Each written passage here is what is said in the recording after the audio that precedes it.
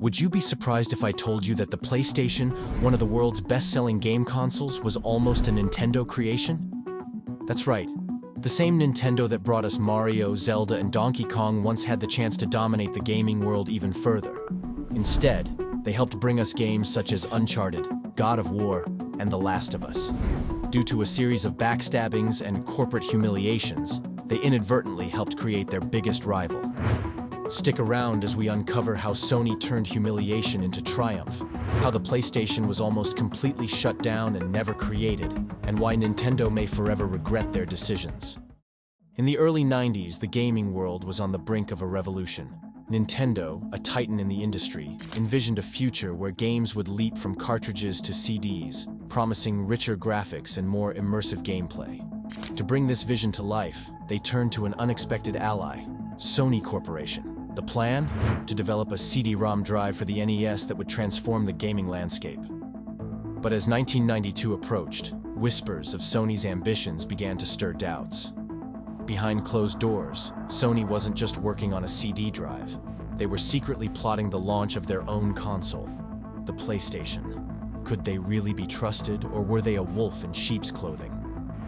Nintendo's executives wrestled with their dilemma, ultimately deciding to unveil Sony's partnership at the Consumer Electronics Show. Yet, the very next day, in a stunning turn of events, Nintendo announced a new deal with Philips, leaving Sony publicly betrayed and humiliated. Amidst the fallout, Ken Kutaragi, the passionate engineer at the heart of Sony's project, who was originally working on the CD-ROM for the NES, faced a critical crossroads. Kutaragi wanted to convince Sony CEO Norio Oga that PlayStation could stand alone, not just as a peripheral, but as a game changer. Due to Sony's humiliation, Kutaragi was more determined than ever to create the ultimate gaming console that could compete with Nintendo in hopes of dominating them.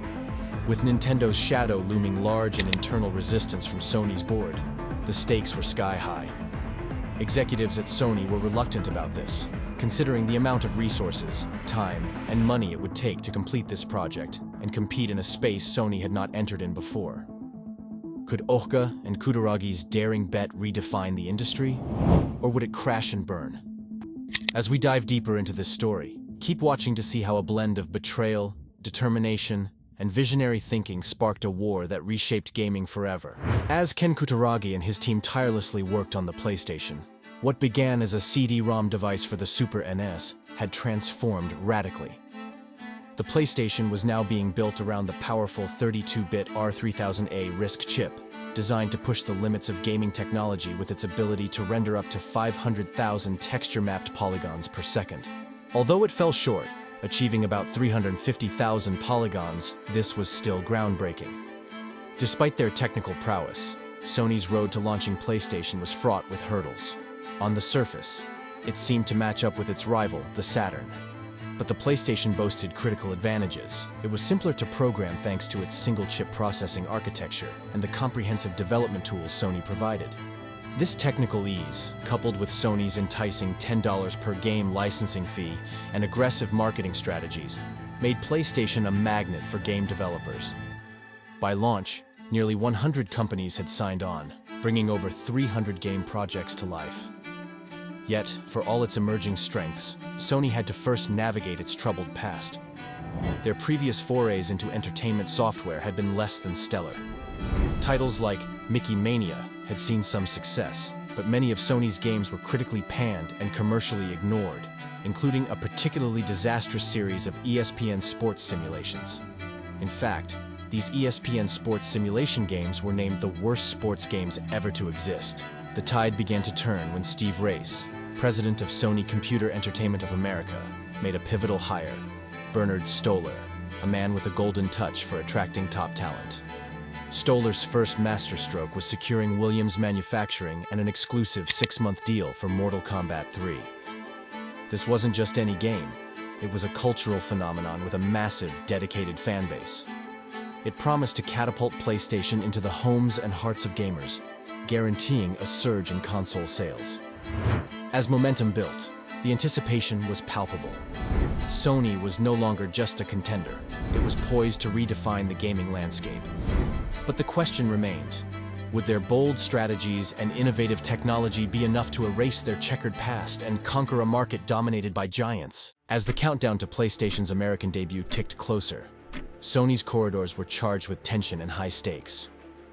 The journey had been anything but smooth. The tragic loss of Peter Johnson, a key executive in charge of marketing communications, in a plane crash cast a shadow over the team.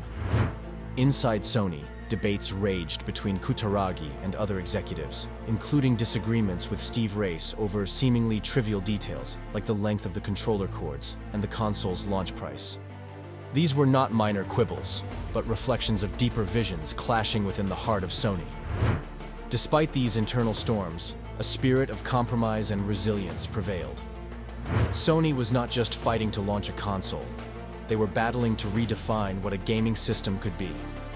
On September 9, 1995, amidst buzzing anticipation, the PlayStation was finally released in America, a year after its debut in Japan.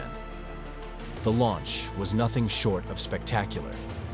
Within just 2 days, the PlayStation sold more units than the SEGA Saturn had in 5 months, a clear signal that Sony had not just entered the gaming market, but was on its way to dominate it.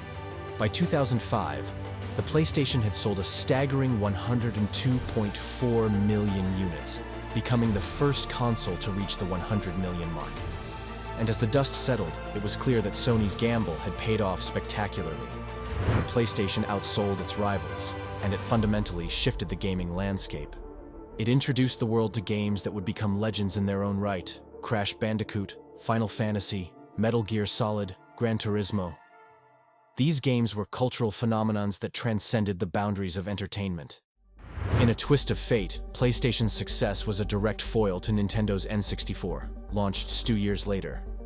The irony was not lost on anyone.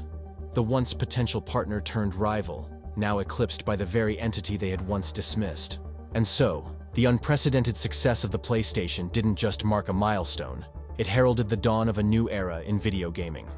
From these origins, Sony would go on to release a lineage of consoles, each more innovative than the last. Today, we stand amidst the reign of the PlayStation 5, a testament to Sony's enduring legacy and dominance in the gaming industry. Yet, one can't help but ponder a tantalizing question. If Nintendo had not made that fateful decision to sideline Sony, would the PlayStation have ever come into existence?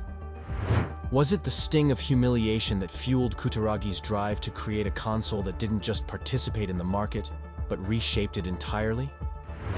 While we may never have all the answers, one thing is certain: the gaming world as we know it was irrevocably changed by that twist of fate. Thanks for watching.